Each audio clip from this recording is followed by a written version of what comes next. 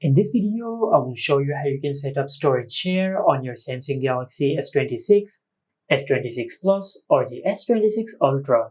Now, storage share is a feature with which you can access the files on your other Samsung device, like your other Samsung phone, tablet, or even the PC, through the My Files app.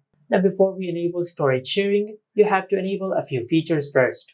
For that, just open the Control Center, and the Control Center, just make sure you connect your Samsung phone to your Wi-Fi network. After you do that, then just make sure you enable Bluetooth from here. Now after you connect your Samsung phone to your Wi-Fi network, and after you connect Bluetooth, then just go to your home screen and open Settings.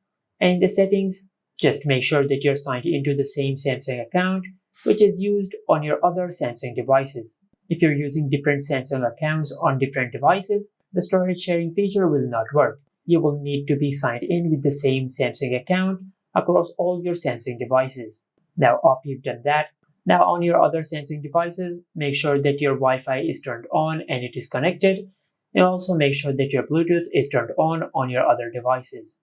Now, after you've done that, now just open the Control Center, and the Control Center, just open the My Files app. From here, just scroll down a bit and tap on Storage Share. And from here, just make sure you enable the toggle for storage share. Now, after you do that, then just scroll down. And under Available Devices, you will find the signal of your other Samsung devices. And from here, you can access the data of your other Samsung devices using the My Files app. And this is it. Make sure to like, comment, and subscribe. Thank you for watching.